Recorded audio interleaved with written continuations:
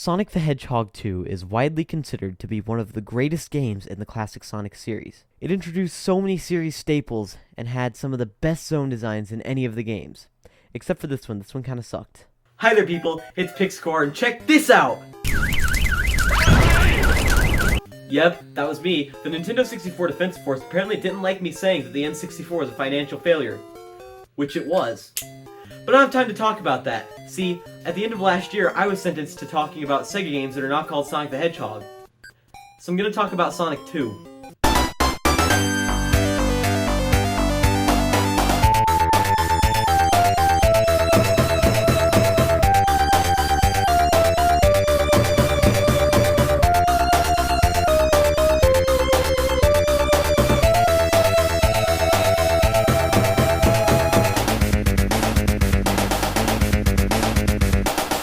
It isn't called Sonic the Hedgehog. In 1991, Sonic the Hedgehog was released to massive success, commercially and critically. It was the sole game that saved the Genesis, but I have to ask, why couldn't it have been Michael Jackson's Moonwalker? Oh, the tragic mysteries of life. After the success of the first game, Sega was scrambling to make a sequel to Sonic the Hedgehog. Sega had been working on an add-on for the Genesis called the Sega CD, and there was also a remake of Sonic the Hedgehog in development for the system. Being that this add-on ran off of CDs instead of cartridges, its audio and visuals were much higher quality than that of the Genesis, and so it only made sense for a remake of Sonic the Hedgehog 1 for it. But instead, Sega decided to take this idea and make it into a sequel to the first game. This wasn't Sonic 2. So what's the deal with that? See, that's what the Japanese team was working on. At this time, Sega was split up into two teams, Sega, who was working in Japan, and Sega Technical Institute, who was working in the US. Yuji Naka, a co-creator of Sonic, decided to work with STI in America, but still exchanged ideas with another co-creator of Sonic, Naoto Oshima, who was working with the Japanese developers. Yuji Naka definitely had the better ideas. I mean, Sonic CD isn't a bad game, it's just a bad Sonic game. Oh, don't worry, I've already purchased my gravestone. I mean, sure, I like some of the stuff it does, but of the two, I prefer Sonic 2. And the release of Sonic CD started an odd trend for the Sonic series. It's that for every good Sonic game release, there is at least one bad one before the next good one is released. I mean Sonic 2, Sonic CD, Sonic 3, Sonic 3D Blast, and Sonic R. Oh, come on! I mean, I don't think this is definitely true, it's just an odd thing that I've sort of noticed about Sonic games. Wait a minute. Maybe I can get the Sonic the Hedgehog 2 Defense Force to rally behind me against the Nintendo 64 Defense Force by saying good things about Sonic the Hedgehog 2. I mean, I already like the game, so it's just an honest review. I'll give their leader a call. You have reached the Sonic the Hedgehog 2 Defense Force. Please hang up. Flark Meyer! No, Mark Flyer. Alright, look, I need your help. I'm listening. If I say good things about Sonic the Hedgehog 2, will you let me use the Sonic the Hedgehog 2 Defense Force Army thing? No! Yes! Bananas! Look, just let me talk about the game and tell me if you change your mind. I'll be using the Sega Ages version of the game by M2 as it's the most accurate official emulation. See, when I talked about the first game, I used Sonic Origins as there weren't too many differences between it and the original version of the game. Now with this game, there are, hence why I'm using an emulation. The game starts at Emerald Hill Zone, and wait, who's that? Well, I'm glad I asked me. Miles Tails Prower is his name, but he goes by Tails. He's essentially the little brother character. He is playable, but not on his own, and he doesn't affect the game too much. Except in special stages, but we'll get to that. So, Emerald Hill, it's like Green Hill, but if somebody barfed Crayola all over it. Other than that, there's not too much special about it. I mean, it's great, don't get me wrong, just not much that I have to say. Other than this, there are only 2 acts, not 3, per zone in this game, with a boss fight at the end of the second. This is a lovely change to keep the game constantly moving. Speaking of which, this is by far the fastest Sonic game, like sometimes the camera can't even keep up with Sonic. Oh, and there's a new move to contribute to that speed.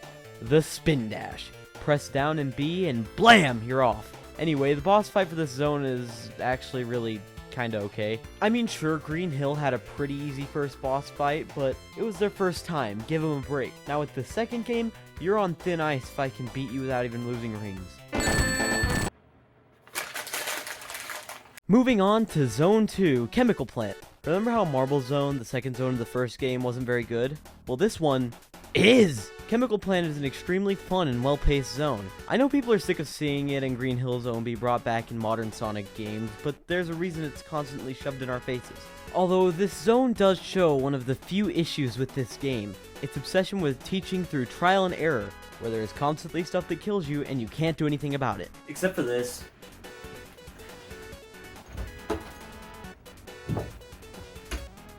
But there is an even worse part of this zone.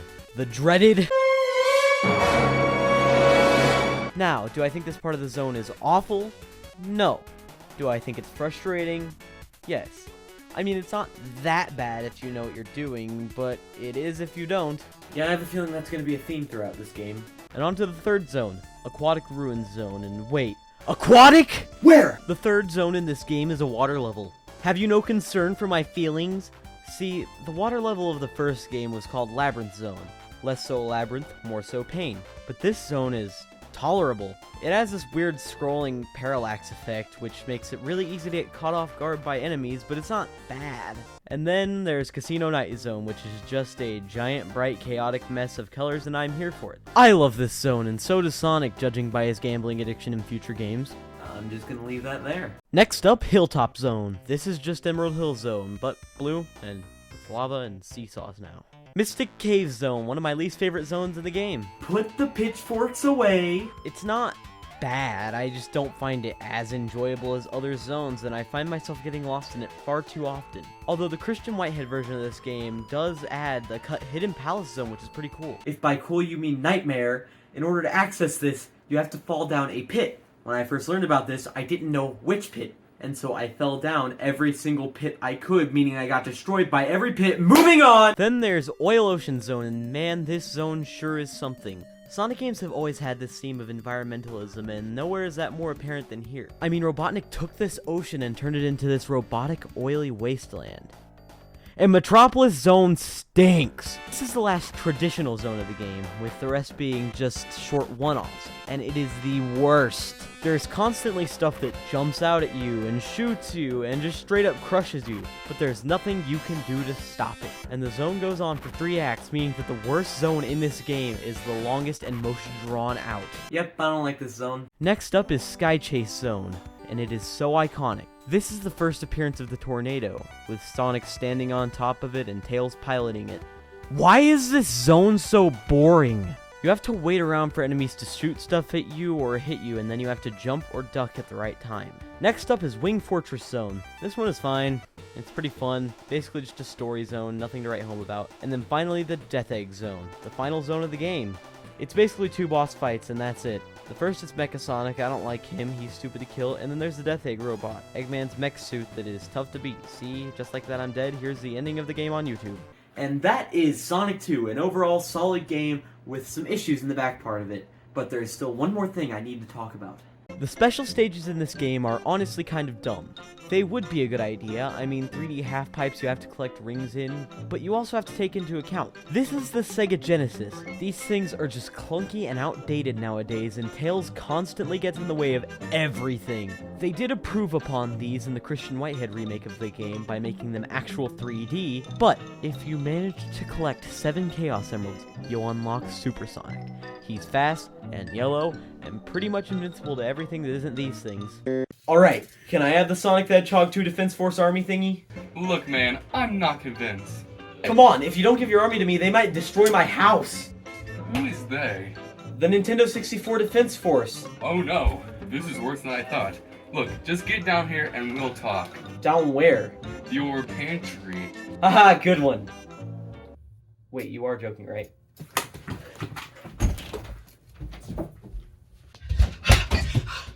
Look, as much as I don't want to give you my army, you backed me into a corner. But I'm not gonna cave in like that. You have to talk to my consultant. Wait, he's the consultant? Yeah. Wait, Mel, I thought you were a game developer. Legally speaking, I'm a licensed game developer, doctor of medicine, psychiatrist, proctologist, and consultant. Illegally speaking, I'm a convicted felon. Great, I feel way safer now. Alright, so you want the defense force? Yeah. Well, you can't have it unless you give us a reason to give it up to you. No, you know what? Let's settle this like real men. Ha! I won! Well, I guess I have to let you in now. Welcome to the team. Why are you trying to hold my hand? So let's meet the crew. There's only one other member.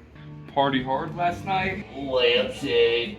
Look guys, even though we may not be a massive team, we still need to band together to defeat the Nintendo 64 Defense Force. Although there is one more thing we need to worry about before that. Sonic the Hedgehog 2 for the Sega Game Gear and Sega Master System. Yeah, remember how I said that Sonic 2 started the trend of one bad Sonic game per good Sonic game? Well, this one has 3! Wait, are you sure you're fine with me talking bad about this game? With the Sonic 2 for the Genesis Defense Force, so it should be fine. Look, I don't want to spend too much time on this game, but I will say this. This was on the Sega Game Gear and Sega Master System, meaning it is a way downgraded remake of Sonic 2. Even though this version came first, it's just not as enjoyable as the Genesis version. Alright guys, now we need to get to planning our attack against the Nintendo 64 Defense Force. I think we're too late. Why you said, oh! They blew up the pantry.